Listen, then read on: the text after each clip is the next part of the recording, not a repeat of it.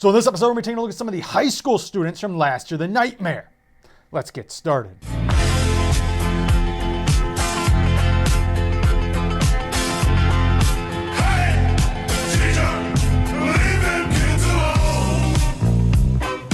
So recently, Elastic Games created a new website for Last Year the Nightmare, and it gives us a little bit more detailed information on the characters that we can play as.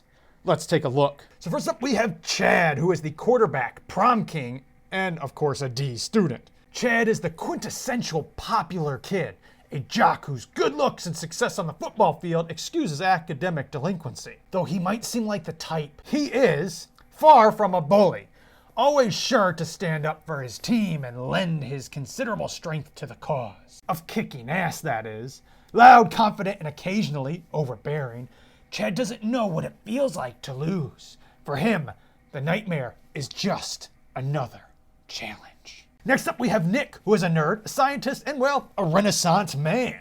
Nick is a proud nerd, entirely comfortable with himself and his archetype. Though fashion impaired and frequently the target of school bullies, Nick sees everything as classic high school and manages to carry himself with confidence and an innate charm. Nick realizes that the nightmare might be supernatural, but there's a certain logic to it, a fascinating temporal loop that must surely possess some underlying science. This is his chance to boldly go, and as terrifying as the killers might be, he's going to take it. Next up, we have Amber, who's an overachiever, the prom queen, and a mean girl. Wait, if Amber's the prom queen, then that means she was or is currently dating Chad, right? Isn't that how that works? Invested time, and you say you belong to me. It leaves my mind. Imagine how the world could be so very fine, so happy together.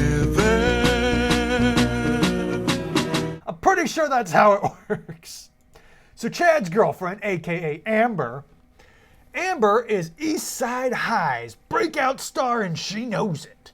Her grades are as winning as her $1 million smile, and her social engineering skills and her acerbic wit have kept her at the top of the food chain since freshman year. She's smart, savvy, and can move from bubbly to cutting in a flash. Amber is not about to let a few serial murderers get in the way of her college applications. So when she enters the nightmare, it's with a ferocity and a drive that is a surprise to the group, and perhaps to her. Next up, we have Troy, who's the cool kid, the strategist, and genre savvy. Troy's family moved from New York City to Forest Hills when he was 4 years old. While he has little memory of his former home, he's happy to take the credit affords him in the sleepy suburb. Charismatic and trustworthy, Troy's used to having people look up to him, but being the sharpest guy in the room can mean more responsibility than he's happy to take on. Troy's seen a lot of horror movies, so when he arrives in the nightmare, he doesn't love his odds. But in the midst of the terror, it's up to him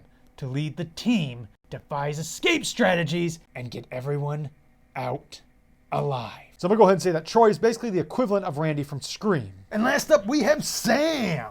He was an outcast, a geek, and well, invisible. Sam can't seem to catch a break. A meek and mild-mannered girl. Her efforts to be cool, or even noticed, are constantly undone. And the reason she never gets bullied is that the bullies don't seem to know she exists.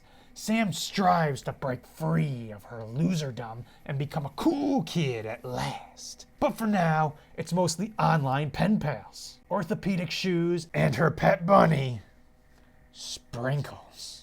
Sam's arrival in the nightmare feels like an inevitability.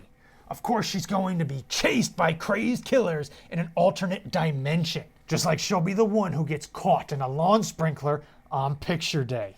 Wait a second. Did they just give us information behind the story of Last Year the Nightmare? Crazed killers in an alternate dimension. Wait a second. So, even though they've never told us anything, they've accidentally just slipped up. So basically what's going to happen is we are these high school students, obviously based around 90s horror, and killers come from an alternate dimension. Well, how the hell does this dimension open up? Where's this portal? Who opens the portal? Wait a second. Nick? That son of a...